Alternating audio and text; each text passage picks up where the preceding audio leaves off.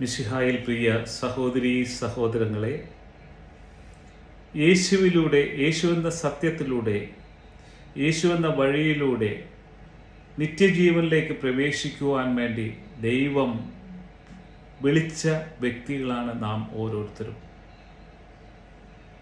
എന്നാൽ ദൈവം തിരഞ്ഞെടുക്കുന്ന വ്യക്തികളെ കുറിച്ചിട്ട് നാം വളരെയധികം ചിന്തിക്കേണ്ടതുണ്ട്.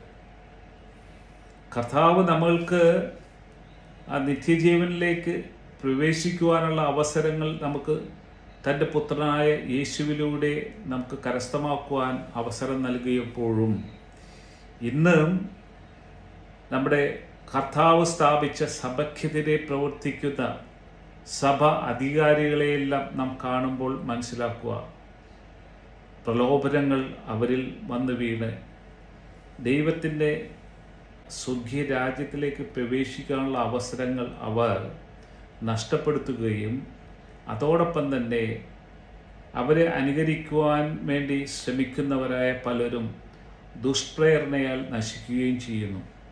ആയതിനാൽ നമ്മുടെ ഹൃദയം എളിമയോടുകൂടി ദൈവം നമ്മളിലേക്ക് ഏൽപ്പിച്ചിരിക്കുന്ന ദൗത്യങ്ങൾ പൂർത്തീകരിക്കുവാനായിട്ട് പരിശുദ്ധാത്മാവിനാൽ നിറയുവാൻ നാം പ്രാർത്ഥിക്കണം.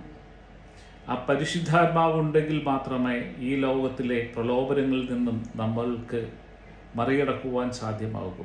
അവസാന കാലഘട്ടത്തിലേക്ക് എത്തിച്ചേരുന്ന ഈ അവസരത്തിൽ അലറുന്ന സിംഹത്തെ പോലെ സാത്താൻ അവൻ്റെ പരിശ്രമം നടത്തുന്നു.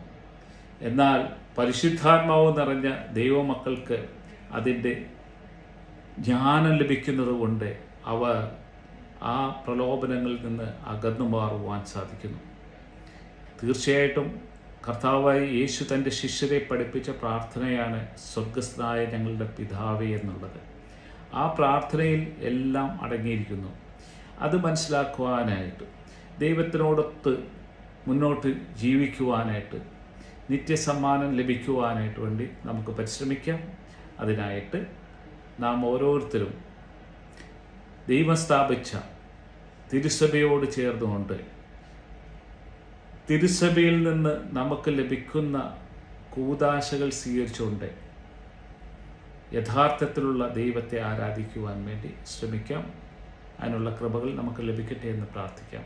Brother Thomas George, പാണശ്ശേരി.